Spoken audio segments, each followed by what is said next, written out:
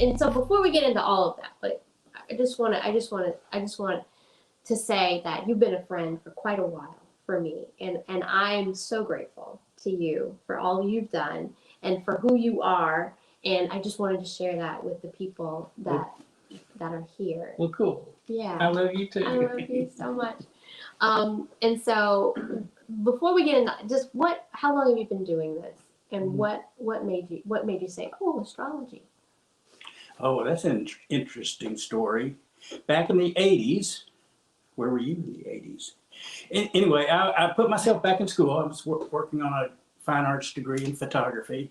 And I thought, I'm going to take an astrology class because they deal with myths and all the great artists. You know, they painted Venus and Jupiter and all that. I thought maybe I'll get some content for my photography.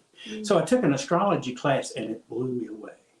I was like, my goodness, this I need to pay attention to this.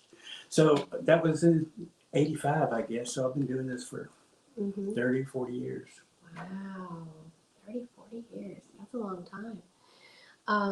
And so I would expect that you learn a lot in that time span. Like you learn a lot about not only your craft, but yourself and how you relate to other people. But I can't imagine being in something that long and not really knowing it intimately. So I would say that you're a person that knows astrology very intimately and can help others understand it for themselves very intimately. Is that true? Yeah, the learning for me has to do with, you know, you see something in a chart and you see somebody's life doing it. And you're like, oh, that's interesting. And then you see something similar later and a different person doing something similar, and I see how they're doing it. Yeah. I was like, oh, look at that. You know, so it's sort of experiential learning. You know, you see all the little markers, and then you watch how people do their markers. Wow, that's so interesting. And I'm fascinated by people too. I think that we share something in Taurus or something. I don't remember. Well, you've got some 8th house stuff, and I've got too much Scorpio. Oh. Scorpio is always interested in the other person. That's true. And I got something in Scorpio. My nose. One of my nodes. Yes, your North Node is in Scorpio. That's what you're supposed to be doing, your North Node. You're doing a good job. I'm doing it. So let's talk about transits. Let's talk about what it is, what's a transit, and how does it affect people? Oh, okay. So everybody has a natal chart. And what your natal chart is where everything was the hour and the minute you were born in whatever city. Right. And that symbol set is a document that's yours forever. So that's your chart. Right. You know, and you respond to that chart over your life, and people respond to their chart and their symbol set differently, different times of their life, but it's where you go back to, this is my core symbolic structure. So then, of course, the planets kept moving. Yeah. They didn't stop just because you were born. Right. And so when a planet comes back and visits your natal chart and gets involved with your natal chart, it affects that part of your chart based on the planet that's there. And so you will have what we call a transit. And so a transit will come along and you will have a psychological experience. And the transits look like this. The moon goes around every 30 days. Yes. So it'll go around your chart, you know, every 30 days. And so it hits everything every month, you know. And so when it comes in and hits something like your Mars, you know, and you'll feel aggravated a little bit, but it might be for a half a day because it moves so fast. Yes, yes. You know, if you have another transit like Saturn, you know, it takes 30 years to go around. Yeah. So when it comes to part of your chart, it'll be there for some months, you know, and you will really have to deal with that for some months. Yeah. And then the outer planets like Uranus, Neptune, and Pluto, oh, they move very, very slow. And so you have one of those get involved with your chart, and you're dealing with like a couple of years of stuff, you know. So, so you can look at what's coming up, you know, what you've done in the past and how you dealt with it, and what's coming up. Oh, got to tear something off here. It's 12 o'clock. Wow. So anyway, that's what transits are. They are and things that happen to you that are in addition to your natal chart, Yeah. and it's part of your life process. Mm-hmm. Excuse me. I'm sorry. That's okay. Mhm. We're having some technical Yeah. wondering what's going on here. Okay, good. You're still good. Okay, good.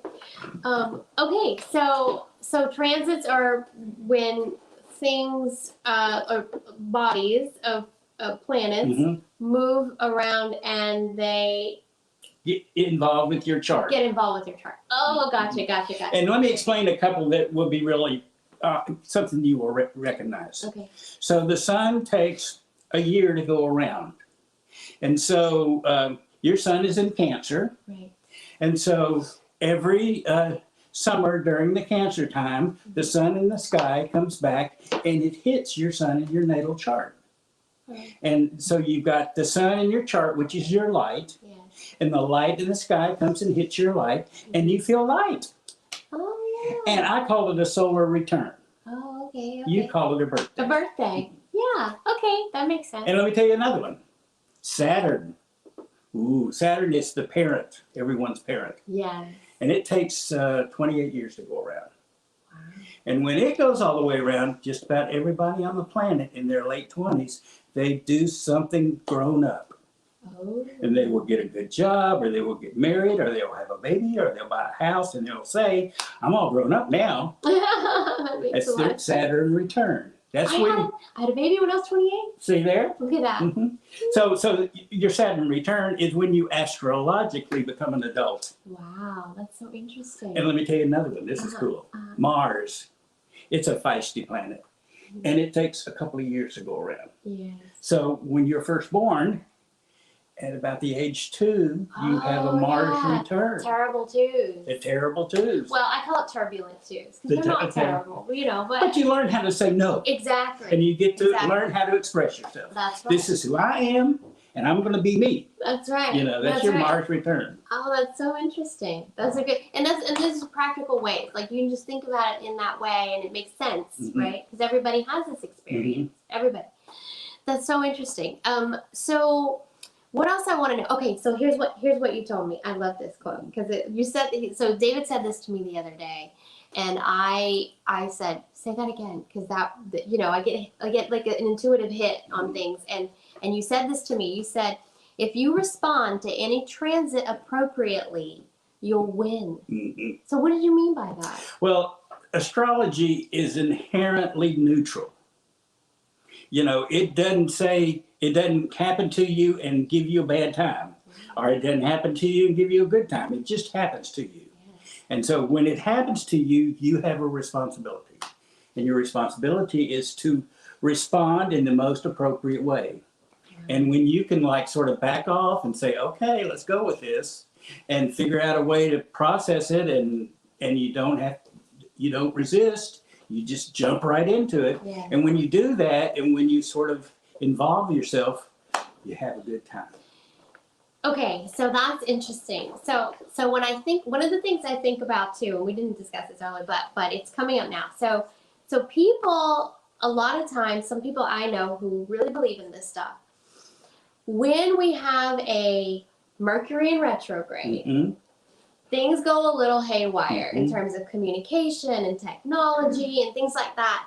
So some people poo-poo it, but you know they're not in the know. So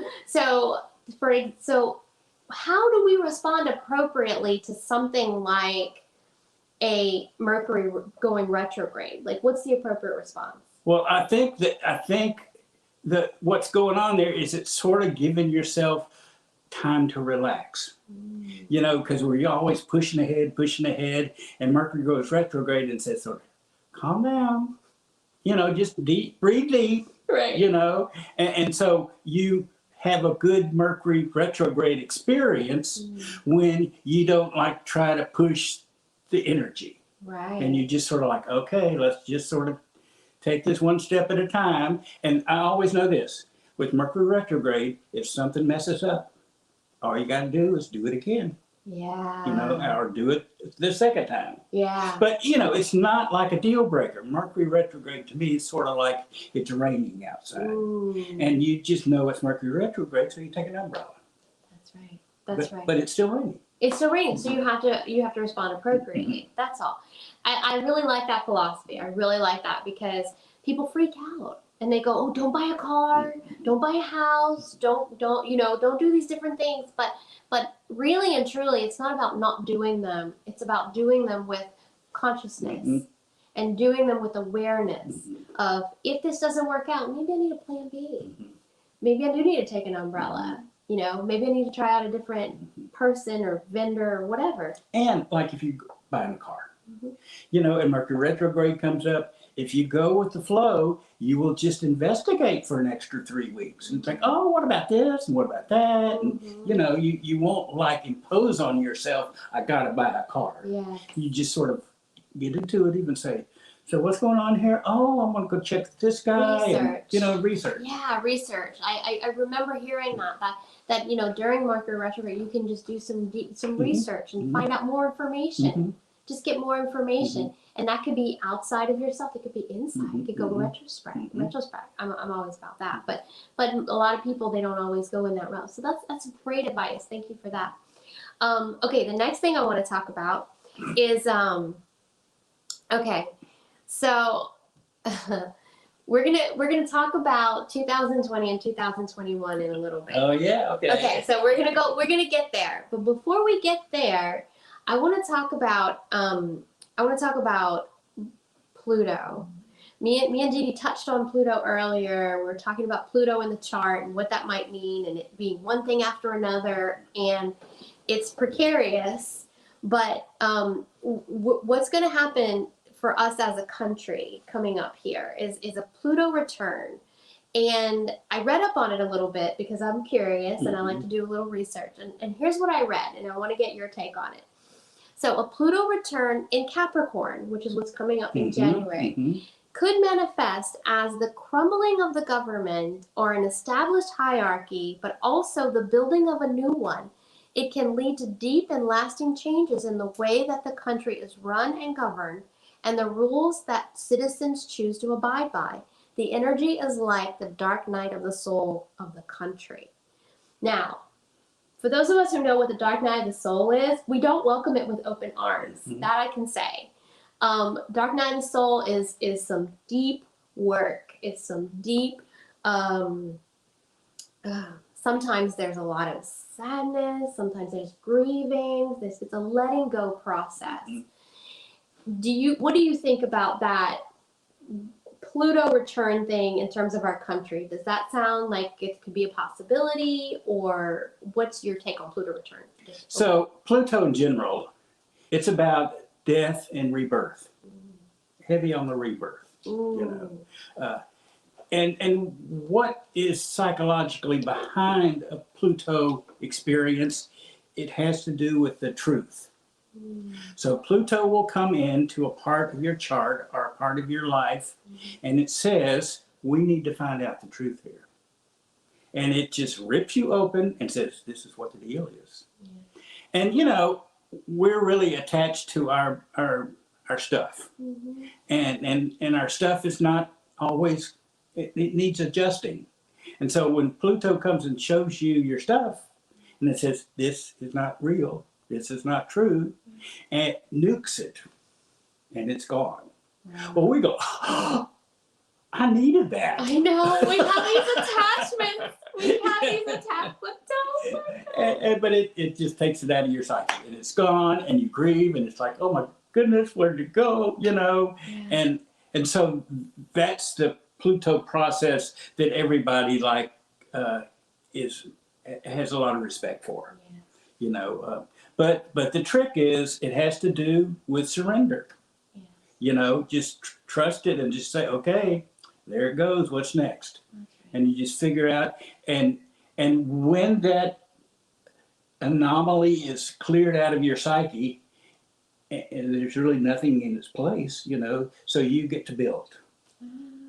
And you put something new in its place. Create something that serves you moving forward. And so that's Pluto in general, Mm, but about our country, yeah. our countries in general.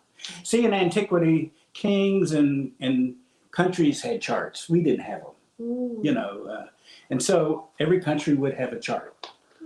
And most in Western civilizations, like the Greeks and the Romans, you know, they were like, Pluto takes 250 years to go around. This is a very slow moving fella out there, you know. And so when a culture, and we're getting ready to have our first Pluto return, we're 250 years old. Wow. You know.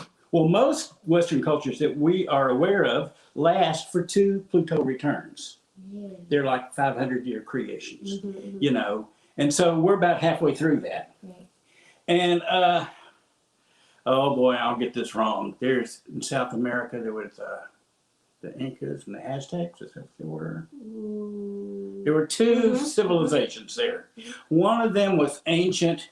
It went forever. Yes. You know, like maybe 1,500 years. Yes. You know, but one of them sort of cropped up, you know, and they were having their first Pluto return. They were like only 250 years old, and the Spanish showed up. That's right. And they all got diseased, and it killed them. Everything changed. And it wiped out their civilization. Don't scare people. We're in a pandemic.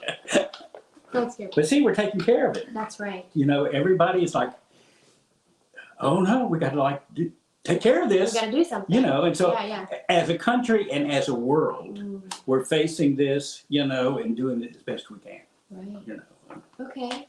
And so with this Pluto return, do you see that? I mean, it's building, you know, for those of us who really know what's going on, it's building, things are changing. People have some ideas about what kind of world we're going to live in, and other people have other ideas. That's right. So there's this polarization thing going on too. It's been very interesting to watch what else is happening. So we got the Pluto return thing happening, but then we also, some crazy stuff happened in 2020, right? So 2020 was an incredible year. Most people look at you see the memes. People have, if 2020 were whatever, it would look like whatever. So people are really not happy with what happened in 2020. There was a lot of celestial things happening in 2020 that made it show up in a certain way here on the planet. And so I'm choosing to believe that 2021 is going to be getting better. I think a lot of people want to believe that. And I know you don't do predictions, but you're just looking at what's true and you're just relaying that information, that message. I do want to talk about what 2021 is going to look like, celestially speaking. But I want to first talk about what the heck happened in 2021 celestially that made it so crazy. Well, I have something to look at. Okay. Let me find it here. Okay. Let's see. There's that one. Saturn, Jupiter. No, not that one. Not that one. I sent you one that was a Mars thing. Uh-oh. I sent it last night. Did you get that? Is that it? No. See, I sent 4 and then I sent some more.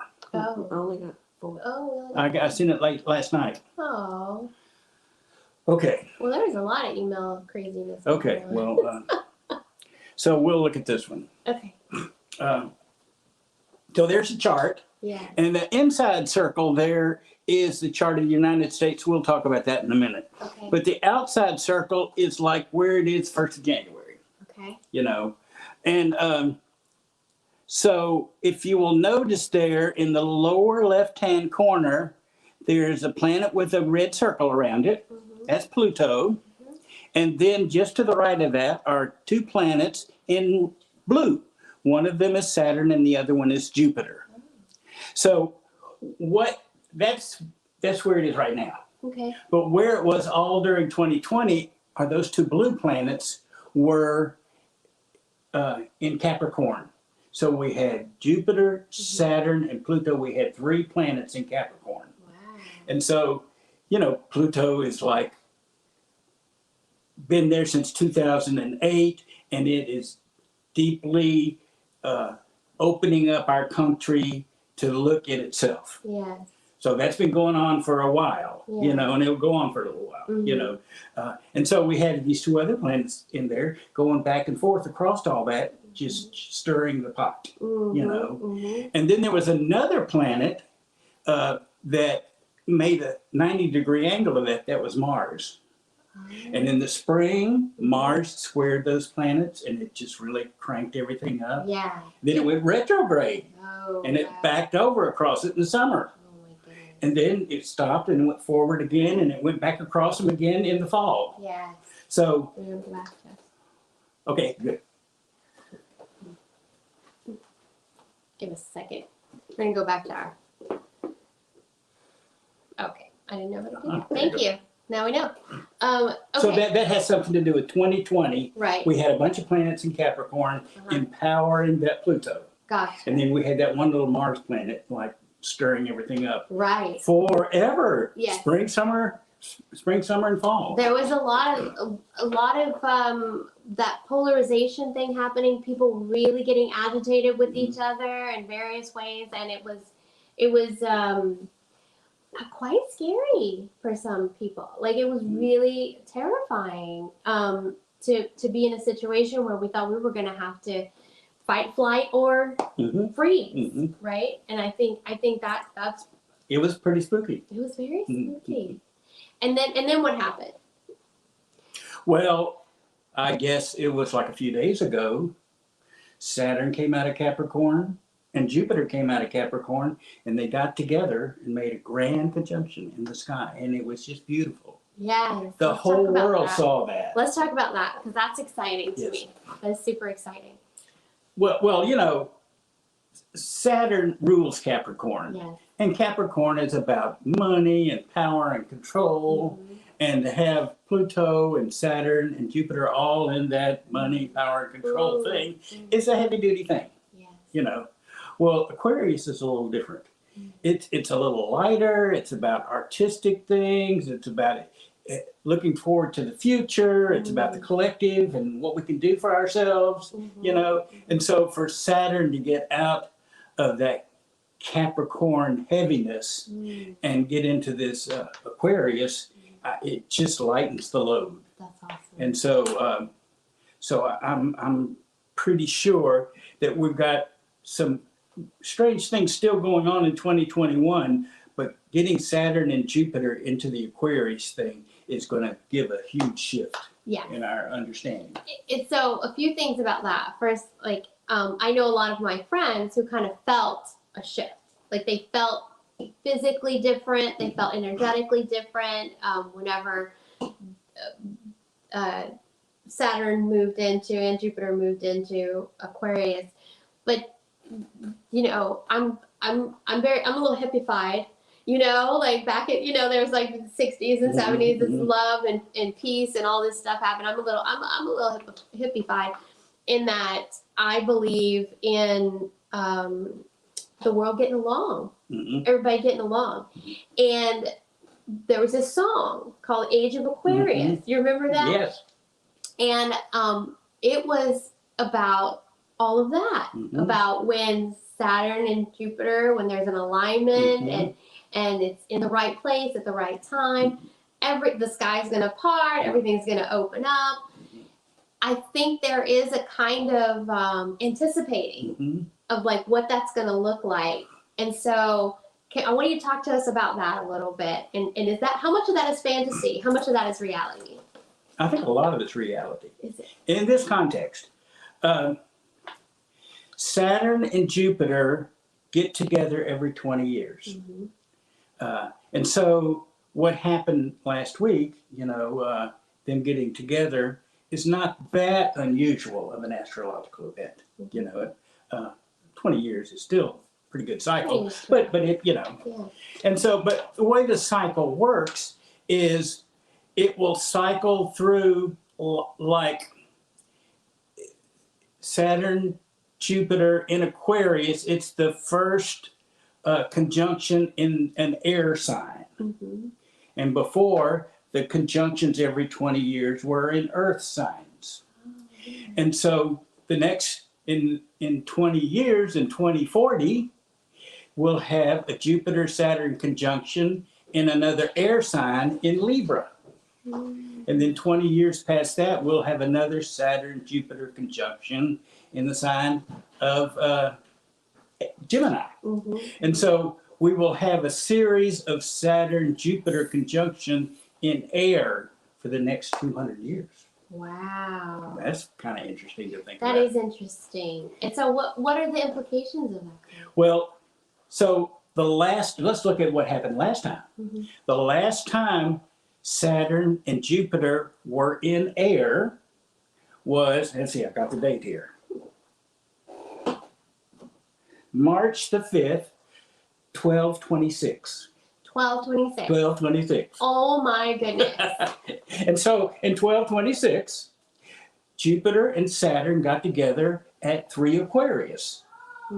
What happened last week is Saturn and Jupiter got together at 0 Aquarius.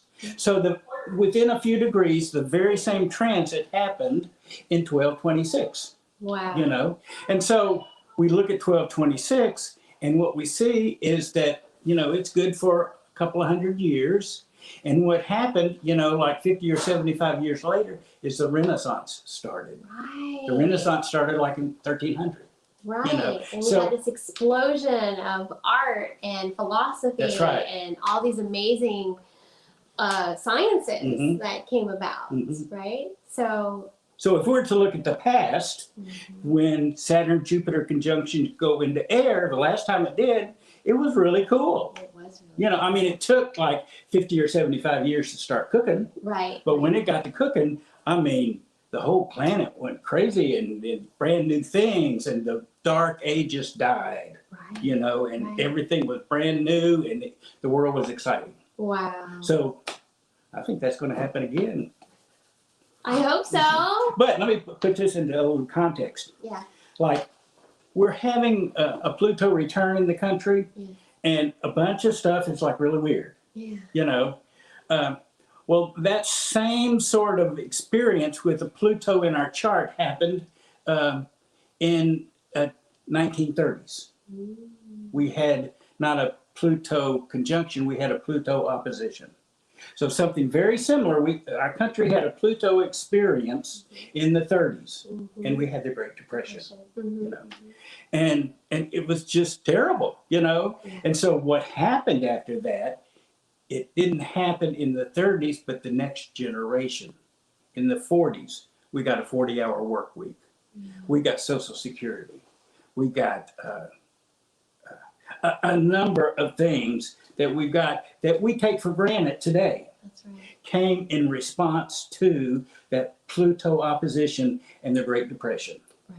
So I'm saying right now here today, you know, we are looking at ourselves, you know, through a microscope, and we had Barack Obama as president, and we had Donald Trump as president. How different. Very different. So the collective here got to experience that broad spectrum of, you know, way to be, you know. And so now, not next year, but in the next generation, we will be responding to what we're experiencing in this last 10 years. That's right. So it's not going to happen quick, but that we, and if we're smart, we will just make good choices, you know, and we'll evolve ourselves and become a better place. Here's what I love about what you said so far. You said that Pluto is about telling the truth.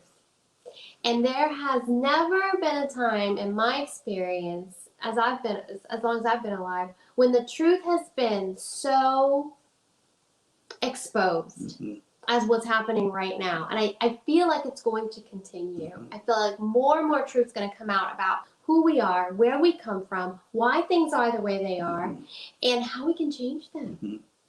And so what you're saying is so hopeful to me, because we've been calling this the Great Awakening. Us in the metaphysical realm have been calling this the Great Awakening because it is truth. It is about truth coming out for the first time. It's profound truths. And what you're saying about making different choices, I think it's going to set up for the society or the kind of way we want to live Mhm. in the future in a much more full way, Mhm. in a holistic way. We know a lot now. We know a lot more. And we're going to know more 30, 50, 100 years Mhm. from now. Mhm. But based on what? Because sometimes in societies, way people live is based on lying. Yeah, it's so easy to believe the lie. Yeah. You know, because it's comfortable. And it's convincing. Mm-hmm. And for a long time, we've believed in authority. Mm-hmm. But now we're believing in ourselves, Mhm. in our own truth, and who we are. And so the amazing part of all of this to me is by owning our authenticity and owning who we really are, we begin to also translate that to the world we want to live in, right? An authentic, Mm-hmm. a true, honest world. That's exciting. That's so exciting for me. Thank you so much You're for so that. welcome. I'm excited about that. Tell me, what does a session look like with you? Like if somebody wanted to have a session with you, Oh, what would okay. that look like? When you get a natal reading, you know, you'll give me your birth information, and I'll run a chart. Probably what I'll do is I'll send it to you just so you can look at it and say, what is this about? But you can look at it and check your information. We want to make sure you got good information. Yes. Send it back, and I'll get everything ready. And then we'll just get together for a couple of hours, and we'll talk about it. Wow. You That know, sounds amazing. And when you say birth information, it's date of birth, right, place of birth, and time. and time. Time's the most important one I know because, and if people don't know their time, it's either on their birth certificate or maybe Your mother will remember. mom might know, you know, if she's still around, right? And so mom could tell them. And so, can you do online sessions? Yes, I've been doing telephone sessions. I started doing this 2 or 3 years ago, and it just was so successful. You know, so now my clientele is not just local. You know, I've got people all over the country that I get to talk to, and the telephone reading is very personable. Okay. You know, we do. Yeah, I do sessions over the phone. It's great. It's easy. And so the other thing I know about you is you also do a couple of other things for people. Destiny cards and human design. I love human design. I really want to have somebody come on and talk a little bit more about it, either you or somebody you know who's really versed in it. It's fascinating to me. Also, so just tell us just a little bit blurb about what destiny cards are. Okay, let me tell you about human design. Okay, go ahead. You know, this guy channeled this whole new metaphysical sort of structure in the 70s. So, and it combined the Kabbalah and astrology and numerology and I Ching. It just combined all of these disciplines and made this brand new thing, brand new device, you know.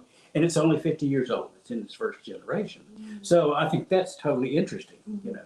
Well, there's this other thing, destiny cards, and they're just playing cards. But playing cards date back several thousand years ago. They sort of showed up on the planet when astrology and numerology and all this stuff were like sort of just coming of age. Yeah. And there were a group of guys called Magi's back then, little prophets. Yes. They were in charge of the cards, you know, and so this discipline of the cards is ancient. It's as ancient as astrology. And let me tell you this short story.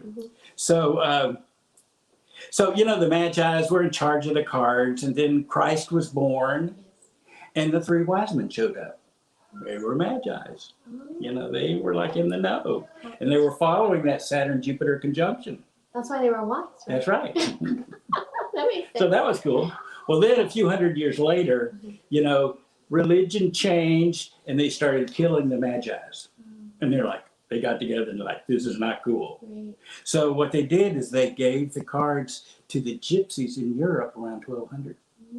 And the gypsies took those ancient cards and grew them into the tarot cards. Tarot. Wow. So the destiny cards predate the tarot cards. How interesting. And you know, I know what you're saying is really hits home for me about the playing cards because my grandmother would do this thing where she would tell my fortune Mhm. with playing cards. Mhm. And I always ask her, where'd you learn how to do Mhm. that? Oh, I just always know. Mhm. I just always know. And she'd never tell me.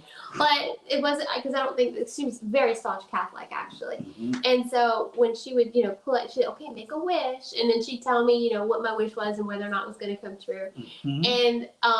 And I'm just always so fascinated by that. And that was my first experience with any kind of divination tool. It was from my grandmother. And if you know my family, my grandma's a little superstitious, but like to be able to be like this, intuitive, like my family would be like, no, they're like, no, she's not, like you don't know her like I know her. So that's so fascinating. That's so interesting. So how can people get in touch with you? Well, I had a thing to put on the screen and it didn't get through here. Oh no. So they could just call you and say, how do you find David? How do you find David? But my phone number is 713-256-1603. But who's going to remember that? Who's gonna? You never know. But if you're looking for me, I can be found. Yeah, perfect. Yes. We will also, on the recording of this, we will also put some information on the video, so that people can know how to get in touch with you. Thank you so much. You were so I welcome. so appreciate you coming here today. And if you guys ever have questions, you can always text questions to the number you see on the screen right there, and then we can address questions. But that's all. We went a little bit over today because we were waiting for our guests, but everything worked out. Everything went great, and I just want to say thank you again. Well, thanks for having me. I had a wonderful time. Me too. Thanks so much. And so on behalf of Dee Dee and myself, we want to thank you all for joining us today. Long life and vibrant health to all of you. Namaste.